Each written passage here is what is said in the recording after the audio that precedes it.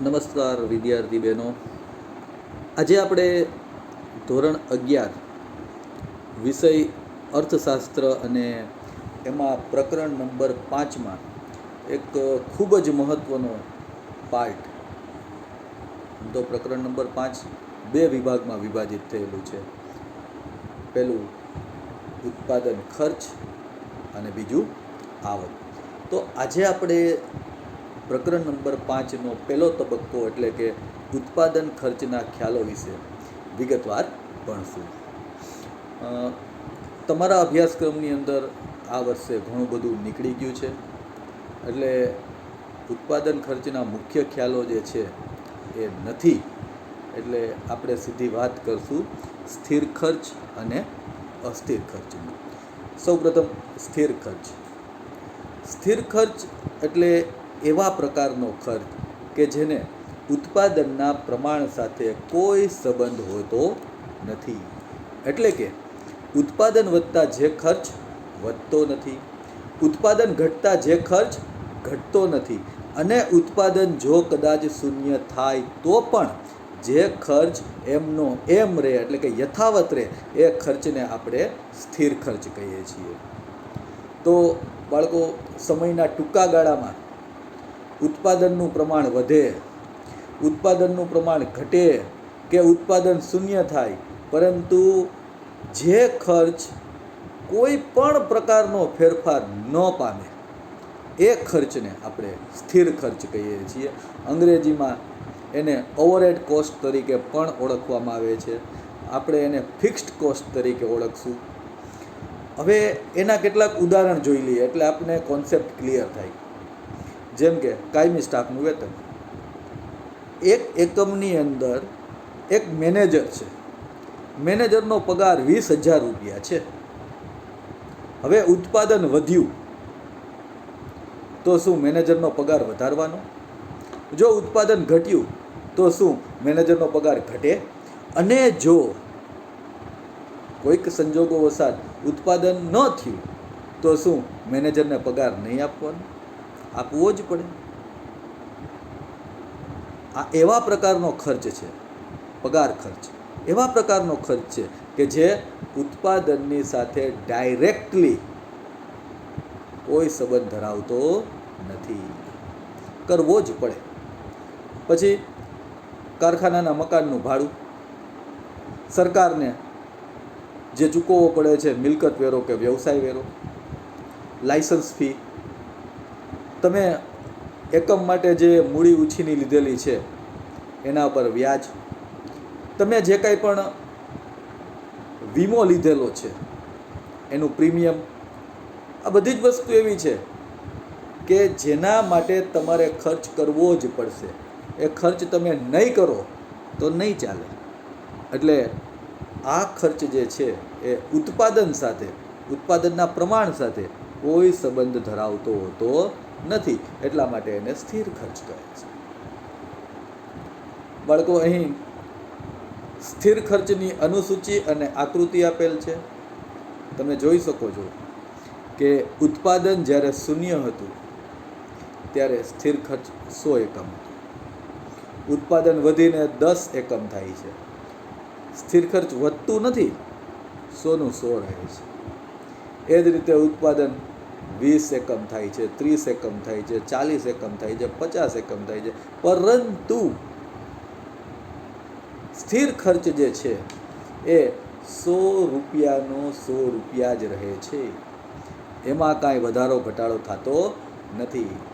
એટલા માટે જ બાજુમાં જે આકૃતિ છે એ આકૃતિ આપણે જોઈ તો આપને ખ્યાલ આવશે કે ઉત્પાદનનું પ્રમાણ જે એક્સ ધરી ઉપર છે, 10 હોય, 20 હોય, 30 હોય, 40 હોય, 50 હોય કે 60 હોય, ઉત્પાદન ખર્ચ 100 એકમનો 100 એકમ જ છે. જે આપને TFC એટલે કે ટોટલ ફિક્સ્ડ કોસ્ટ કર્વ દ્વારા જાણવા મળે છે. આ TFC રેખા ઉપર ABCDE અને F એવા બિંદુઓ આવેલા છે. આ TFC રેખાની એક લાક્ષણિકતા એ છે કે આ રેખા એક્સ ધરીને પેરેલલ છે, સમાંતર છે. તો બાળકો આ વાત હતી સ્થિર ખર્ચ રેખાની. હવે આગળ જઈએ અસ્થિર ખર્ચ રેખા. સ્થિર ખર્ચથી તદ્દન વિરુદ્ધ. ઉત્પાદન વધતા જે ખર્ચ વધે, ઉત્પાદન ઘટતા જે ખર્ચ ઘટે. ઉત્પાદન શૂન્ય હોય તો જે ખર્ચ પણ શૂન્ય થાય એવા ખર્ચને આપણે અસ્થિર ખર્ચ કહીએ છીએ. ટૂંકમાં કહીએ તો અસ્થિર ખર્ચને ઉત્પાદનના પ્રમાણ સાથે ડાયરેક્ટ એટલે કે સીધો સંબંધ છે. આમાં કયા કયા ખર્ચનો સમાવેશ થાય? તો કે કાચા માલની કિંમતનું. જો ઉત્પાદન વધારશો તો કાચા માલની જરૂરિયાત વધશે, અને કાચો માલ તમે વધારે વાપરશો તો ખર્ચ વધશે. બળતણનું ખર્ચ, વીજળીનું બિલ, વધારે ઉત્પાદન કરો તો વધારે યંત્ર ચાલે અને વીજળીનું બિલ વધે. વાહન વ્યવહારનો ખર્ચ, વધારે ઉત્પાદન કરવા માટે તમારે વધારે વસ્તુ મંગાવવી પડશે, વાહન વ્યવહારનો ખર્ચ વધશે. શ્રમિકોનું વેતન. બાળકો આ શ્રમિકો કોણ? તો કે જે કાયમી નથી, રોજંદાર છે, રોજ આવે છે, ઉત્પાદનમાં ભાગ ભજવે છે, વધારે ઉત્પાદન કરે છે તો વધારે શ્રમિકની આવશ્યકતા રહે છે અને વધારે વેતન દેવું પડે છે. ઓછું ઉત્પાદન થાય છે તો શ્રમિકોની આવશ્યકતા ઓછી હોય છે અને ઓછું વેતન દેવું પડે છે. પછી ઉત્પાદન અને વેચાણ ઉપરના વેરાઓ. જો વધુ ઉત્પાદન કરશું તો વધુ વેરો લાગશે, ઓછું ઉત્પાદન કરશું તો ઓછો વેરો લાગશે, ઉત્પાદન નહીં કરીએ તો નહીં વેરો લાગે. વેચાણમાં પણ એવું છે કે વધુ વેચાણ કરશો તો વધુ વેરો લાગશે, ઓછું વેચાણ તો ઓછો વેરો. તો આ બધા જ પ્રકારના ખર્ચા જે છે એને ઉત્પાદનના પ્રમાણ સાથે સંબંધ છે. ઉત્પાદનનું પ્રમાણ વધ્યું તો ખર્ચ વધ્યો, અને ઉત્પાદનનું પ્રમાણ ઘટ્યું તો ખર્ચ ઘટ્યો. તો જેને સીધું ઉત્પાદનના પ્રમાણ સાથે સંબંધ છે એ ખર્ચને આપણે અસ્થિર ખર્ચ તરીકે ઓળખીએ છીએ. હવે એક વસ્તુ જે આપણા મગજની અંદર લોક કરવાની જરૂર છે એ છે કે સ્થિર ખર્ચ અને અસ્થિર ખર્ચ આ માત્ર ને માત્ર ટૂંકા ગાળાના ખર્ચ છે. લાંબા ગાળામાં બધા જ ખર્ચ, યાદ રાખજો બાળકો, લાંબા ગાળામાં બધા જ ખર્ચ અસ્થિર હોય છે. એટલે કે સ્થિર ખર્ચ લાંબા ગાળે હોતો નથી. હવે બાળકો આ વાત હતી અસ્થિર ખર્ચની. તો પહેલાં અસ્થિર ખર્ચની અનુસૂચિ જોઈએ. અનુસૂચિમાં તમે જોઈ શકો છો, એક બાજુ ઉત્પાદનનું પ્રમાણ છે અને બીજી બાજુ કુલ અસ્થિર ખર્ચ છે. ઉત્પાદનનું પ્રમાણ જ્યારે 0 છે એટલે કે ઉત્પાદન નથી થતું ત્યારે અસ્થિર ખર્ચ 0 હોય છે. પરંતુ જેમ જેમ ઉત્પાદન વધતું જાય છે એટલે કે અનુક્રમે 10 એકમ, 20 એકમ, 30 એકમ, 40 એકમ, 50 એકમ, એની સાથે સાથે અસ્થિર ખર્ચ જે છે એ અનુક્રમે વધતો જાય છે. 80 એકમ, 150 એકમ, 210 એકમ, 290 એકમ અને 390 એકમ. આ બાબત આપણે બાજુની આકૃતિની મદદથી જોઈએ. આકૃતિમાં એક્સ ધરી ઉપર ઉત્પાદનના એકમોનું પ્રમાણ છે 10, 20, 30, 40, 50 અને વાય ધરી ઉપર અસ્થિર ખર્ચ આપેલો છે. હવે જ્યારે ઉત્પાદન 0 એકમ હતું ત્યારે તમે જોઈ શકો છો કે અસ્થિર ખર્ચ પણ 0 હતું. પરંતુ જેમ જેમ ઉત્પાદન વધતું જાય છે અનુક્રમે 10 એકમ, 20 એકમ, 30 એકમ, 40 એકમ, 50 એકમ, તેમ તેમ ઉત્પાદન એટલે કે અસ્થિર ખર્ચ જે છે, ઉત્પાદનનું ખર્ચ એટલે અસ્થિર ખર્ચ જે છે એ અનુક્રમે જો 80 એકમ, પછી 150 એકમ, પછી 30 એકમે અહીંયા ઉત્પાદન જ્યારે 10 એકમ હતું ત્યારે ઉત્પાદન ખર્ચ 80 રૂપિયા હતું. ઉત્પાદન 20 એકમ થતાં ઉત્પાદન ખર્ચ જે છે એ 150 રૂપિયા થયો. ઉત્પાદન ખર્ચ જે આપણે અસ્થિર ખર્ચ આપણે જોઈએ છીએ ને એ અસ્થિર ખર્ચ રૂપિયામાં હોય. પછી ઉત્પાદન જ્યારે 30 એકમ થયું ત્યારે અસ્થિર ખર્ચ જે છે એ વધીને 210 એકમ થયું. ઉત્પાદન વધ્યું 40 એકમ થયું. ઉત્પાદન ખર્ચ છે એ વધીને 300 એકમ થયું, 290 એકમ થયું. અને ઉત્પાદન જ્યારે 50 એકમ થયું ત્યારે ઉત્પાદન ખર્ચ એટલે કે અસ્થિર ખર્ચ જે છે એ વધી અને 390 એકમ. આ ઉત્પાદનનું પ્રમાણ અને ઉત્પાદન ખર્ચ, જેને આપણે અસ્થિર ખર્ચ કહીએ છીએ, એ દર્શાવતી રેખા એટલે કે TVC રેખા, ટોટલ વેરિયેબલ કોસ્ટ કર્વ, એ કુલ અસ્થિર ખર્ચ રેખા જે છે એ અસ્થિર ખર્ચ રેખા ઉપર ABCD અને E એવા બિંદુઓથી આપને ઉત્પાદનનું પ્રમાણ અને અસ્થિર ખર્ચ કેટલો વધ્યો છે એ ખ્યાલ આવે છે.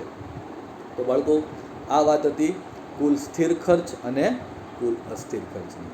અહીંયા આપણે એ વસ્તુ યાદ રાખવી પડશે કે ટૂંકા ગાળામાં સ્થિર ખર્ચ નિશ્ચિત હોય છે, અસ્થિર ખર્ચ બદલાતું હોય છે. અસ્થિર ખર્ચ જે છે એ મૂવેબલ હોય છે, ચેન્જેબલ હોય છે, વેરિયેબલ હોય છે. એટલા માટે પ્રોફેસર માર્શલ, આપણે આગળ પ્રોફેસર માર્શલની વાત ઘણી બધી કરી છે, તો પ્રોફેસર માર્શલ આ અસ્થિર ખર્ચને ટૂંકા ગાળાનું મુખ્ય ખર્ચ કહે છે.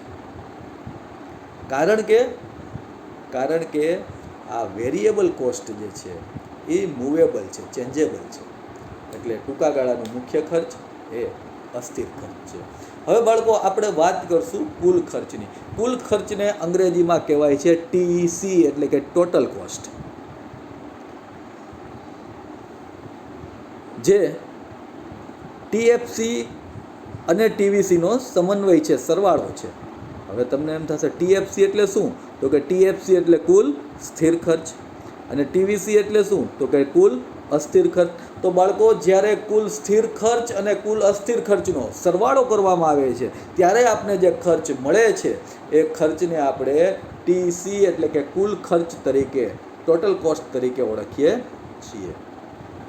હવે બાળકો, અહીંયા સરસ મજાની અનુસૂચિ આપેલી છે, જેમાં ઉત્પાદનનું પ્રમાણ છે, પછી કુલ સ્થિર ખર્ચ એટલે કે TFC, કુલ અસ્થિર ખર્ચ એટલે કે TVC અને કુલ ખર્ચ એટલે કે TC દર્શાવેલ છે.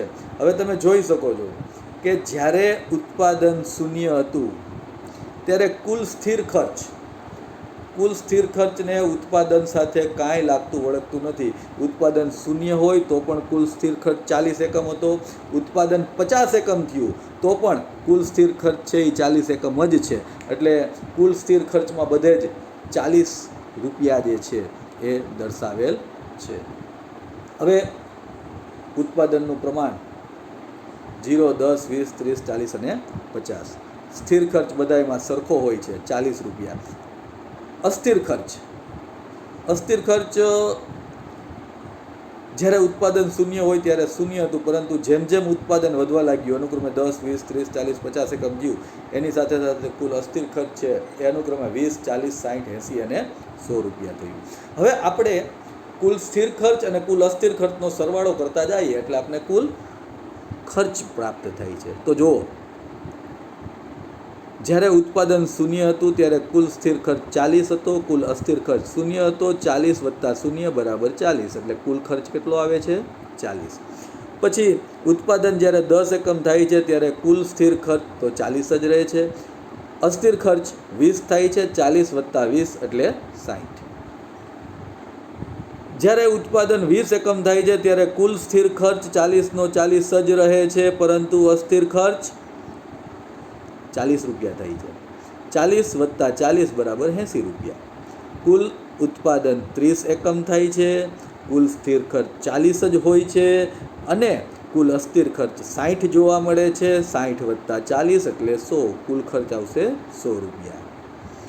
ફરી ઉત્પાદન 40 એકમ છે, કુલ સ્થિર ખર્ચ અનચેન્જેબલ છે, એક જ છે, 40 રૂપિયા છે. કુલ અસ્થિર ખર્ચ વધીને 80 રૂપિયા થાય છે. 80 વત્તા 40 એટલે 120, કુલ ખર્ચ 120 રૂપિયા થાય છે. એ જ રીતે ઉત્પાદન વધીને 50 એકમ થાય છે, કુલ સ્થિર ખર્ચ અનચેન્જેબલ છે, 40નો 40, અસ્થિર ખર્ચ વધે છે, 100 રૂપિયા થાય છે. 100 વત્તા 40 એટલે 140, એટલે કુલ ખર્ચ 140 થાય છે. આ જ બાબતને આકૃતિની મદદથી સમજીએ.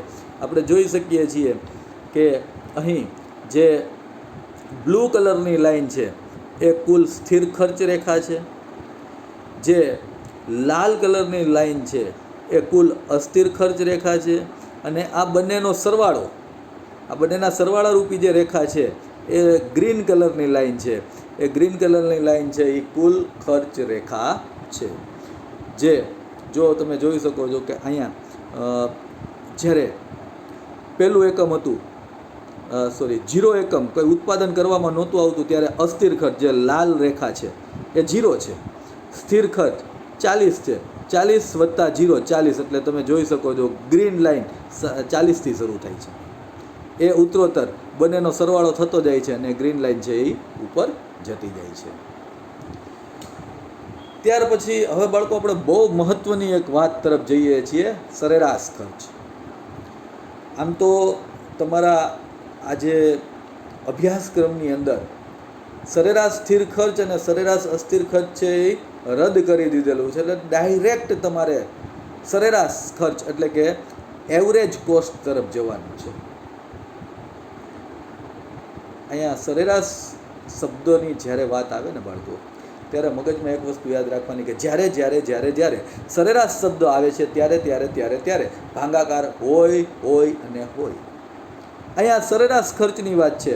સરેરાશ ખર્ચને અંગ્રેજીમાં એવરેજ કોસ્ટ કહેવાય છે ને એવરેજ કોસ્ટ માટે આપણે કુલ ખર્ચ જે હમણાં જ આપણે ભણ્યા TC એને કુલ ઉત્પાદનના એકમો એટલે કે TP સાથે ભાંગવામાં આવે છે. યાદ રાખજો બાળકો, કુલ ખર્ચ જે હમણાં આપણે ભણ્યા એને કુલ ઉત્પાદનના એકમોની સાથે ભાંગવામાં આવે ત્યારે આપને જે ખર્ચ મળે છે એ ખર્ચને આપણે સરેરાશ ખર્ચ કહીએ છીએ. તો તમે જોઈ શકો છો બાળકો, અહીંયા એક સરસ મજાની અનુસૂચિ આપેલી છે જેમાં સૌ પ્રથમ જે ઉત્પાદનના એકમો, તો ઉત્પાદનના એકમો 1 2 3 4 5 6 અને 7 છે. કુલ ખર્ચ આ બહુ મહત્ત્વની વસ્તુ છે, યાદ રાખજો. કુલ ખર્ચનો આંકડા, આ કુલ ખર્ચના આંકડા આપણે આના પછી પણ સીમાંત ખર્ચ છે એમાં પણ યાદ રાખવા પડશે. 9 16 21 28 40 54 અને 70 આ ટેક્સ્ટ બુકમાં આપેલા છે ને એ જ આંકડા આપણે કેરી ઓન કરીએ છીએ. સરળતાથી સમજવા માટે ખાલી એટલા આંકડા યાદ રાખવા પડશે. 9 16 21 28 40 54 70. હવે સરેરાશ ખર્ચ માટે શું કરવું પડે? તો કે ભાઈ કુલ ખર્ચ જે આપણે વચ્ચે આપેલો છે તે એને કોની સાથે ભાંગવાના? તો કે કુલ ઉત્પાદનના એકમ જે પહેલાં આપેલા છે, એટલે કે 9 ભાગ્યા 1 કેટલા થાય? 9. પછી જો કુલ ખર્ચ 16 ભાગ્યા કુલ ઉત્પાદન 2 કેટલા આવે? 8. પછી કુલ ખર્ચ 21 એને ભાગ્યા કુલ ઉત્પાદનના એકમો કેટલા? 3. 7 તેરીને 21 7. પછી કુલ ખર્ચ 28 એને ભાગ્યા ઉત્પાદનના એકમો 4 7 ચોક 28 7. કુલ ખર્ચ 40 એને ભાગ્યા કુલ ઉત્પાદનના એકમો 5 8 પંચા 40 8. કુલ ખર્ચ 54 એને ભાગ્યા ઉત્પાદનના એકમો કેટલા? 6 9 છક 54 એટલે કે 9.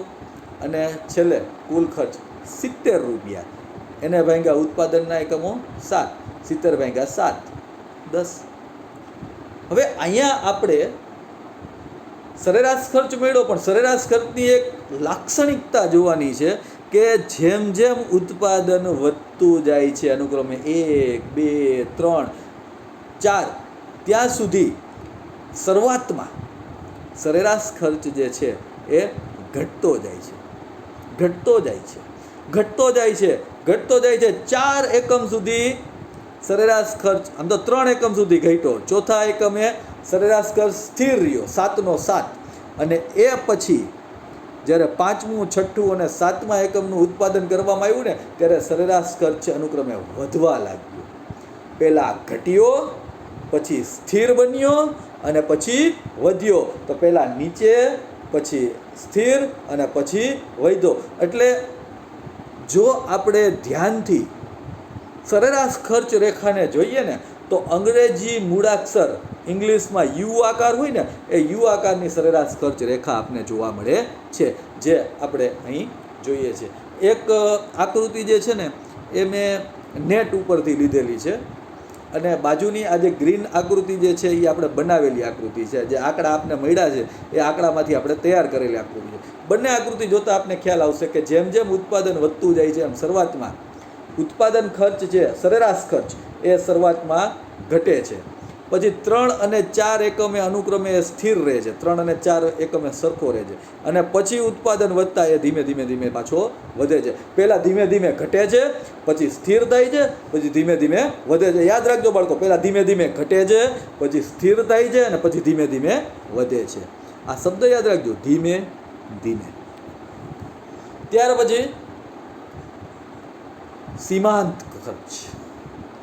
બાળકો જ્યારે જો મેં હમણાં તમને વાત કરી, સરેરાશ શબ્દ આવે એટલે યાદ રાખવાનું ભાગાકાર જ થાય અને સીમાંત શબ્દ જ્યારે આપણે આવીએ ને ત્યારે યાદ રાખવાનું વધારાનું એક. સીમાંત આવક હોય, સીમાંત ખર્ચ હોય કે ગમે તે હોય, સીમાંત જ્યારે શબ્દ આવે ઉત્પાદન પણ આવશે, બરાબર, પણ સીમાંત શબ્દ જ્યારે આવે ત્યારે યાદ રાખવાનું વધારાનું એક. હવે વાત છે સીમાંત ખર્ચની. સીમાંત ખર્ચને અંગ્રેજીમાં કહેવાય છે માર્જિનલ કોસ્ટ અને એને વ્યાખ્યાયિત કરવી હોય તો વ્યાખ્યાયિત કેમ કરાય તો કે ભાઈ વધારાના 1 એકમના ઉત્પાદન માટે કરવો પડતો વધારાનો ખર્ચ. ફરી બાજુ એકવાર, વધારાના 1 એકમના ઉત્પાદન માટે કરવો પડતો વધારાનો ખર્ચ. ફરી બાજુ, વધારાના 1 એકમના, સીમાંત એટલે વધારાનું, સીમાંત એટલે વધારાનું, વધારાના 1 એકમના ઉત્પાદન માટે કરવો પડતો વધારાનો ખર્ચ એટલે સીમાંત ખર્ચ. અને સીમાંત ખર્ચને શોધવાનું સૂત્ર બાળકો આ થોડુંક તમારે મગજ પ્રેઝન્સ ઓફ માઇન્ડ જોશે.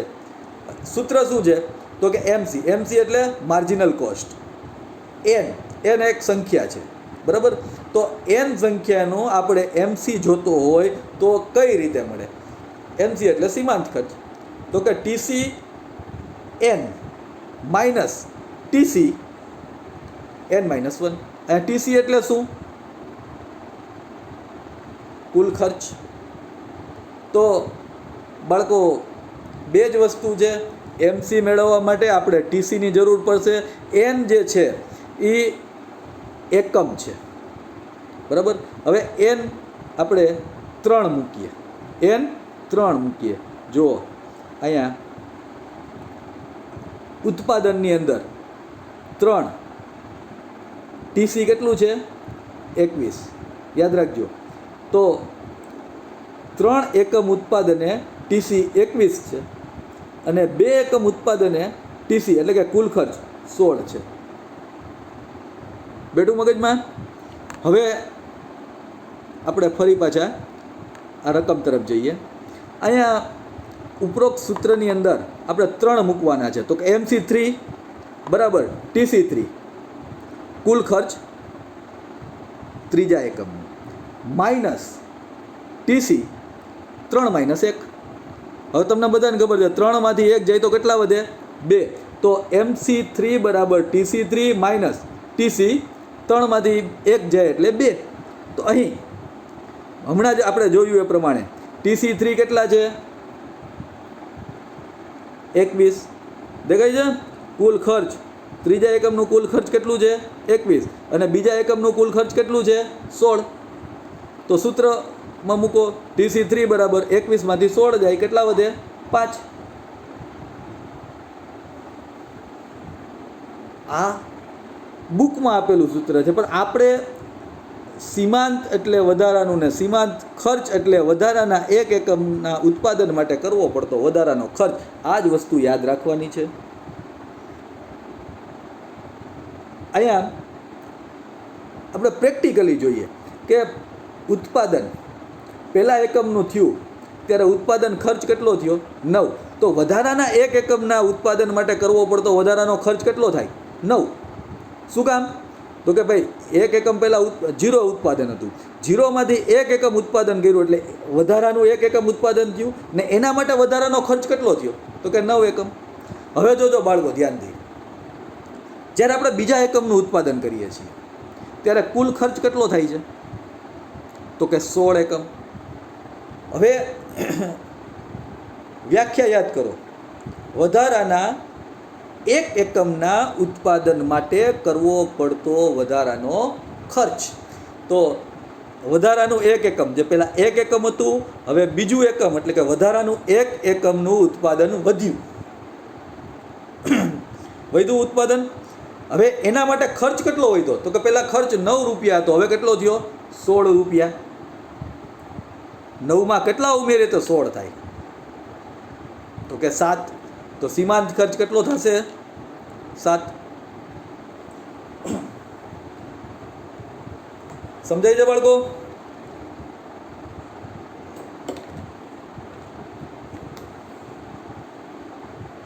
પછી વાત કરશું ત્રીજા એકમની.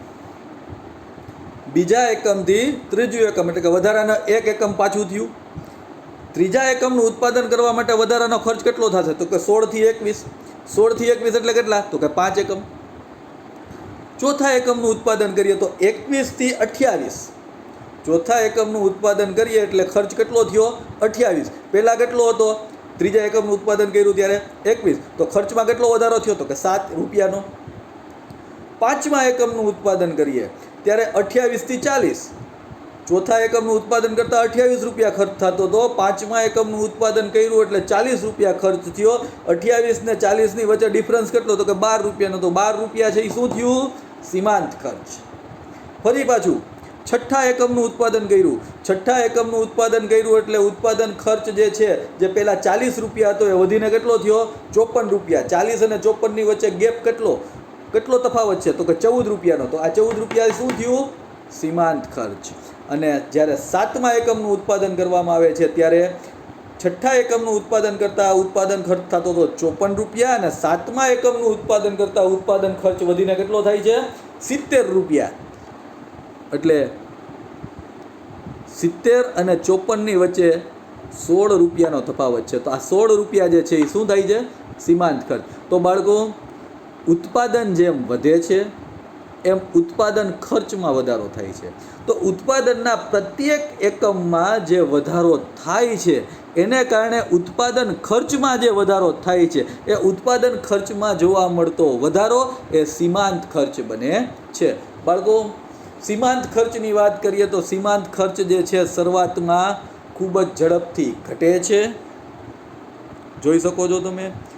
1, 2 અને 3 ઉત્પાદન, કુલ ઉત્પાદન 3 એકમ થયું ત્યાં સુધી સીમાંત ખર્ચ છે એ ઝડપથી ઘટ્યો. અને પછી 4 એકમથી જેમ જેમ ઉત્પાદન અનુક્રમે 5, 6 અને 7 એકમ વધ્યું એમ સીમાંત ખર્ચ જે છે ખૂબ જ ઝડપથી વધ્યો છે. સરેરાશ ખર્ચ રેખા જે છે એમાં પણ ઉત્પાદન વધતાની સાથે સરેરાશ ખર્ચ પહેલાં ઘટતો હતો અને પછી વધતો હતો. પણ ધીમે ધીમે જ્યારે સીમાંત ખર્ચ જે છે એ ઝડપથી ઘટે છે અને ઝડપથી વધે છે. સીમાંત ખર્ચ રેખાને જોઈએ તો એ હોકી સ્ટિક અથવા તો રાઈટ નિશાની હોય ને એના જેવો આકાર ધરાવે છે, જે આપણે અહીંયા આકૃતિમાં જોઈ શકીએ છીએ. શરૂઆતમાં ઉત્પાદન વધતાની સાથે સીમાંત ખર્ચ છે એ ઝડપથી ઘટે છે. ત્રીજા એકમે એ સ્થિર થાય છે. પછી ચોથા એકમથી જેમ જેમ ઉત્પાદન વધતું જાય છે તેમ તેમ તમે જોઈ શકો છો સીમાંત ખર્ચ રેખા છે એ ખૂબ જ ઝડપથી આગળ વધે છે, એટલે કે ઉપર તરફ જાય છે. તો બાળકો, આ વાત હતી ઉત્પાદન ખર્ચના ખ્યાલોની. થોડોક લેક્ચર મોટો થયો પણ ઉત્પાદન ખર્ચના તમામ ખ્યાલો જે છે આપણે આમાં આવરી લીધા છે. વધારે આ ચેપ્ટરની અંદર આપણે આગળ ચર્ચા કરશું. આજ પૂરતું. અસ્તુ. જય હિન્દ. ભારત માતા કી જય.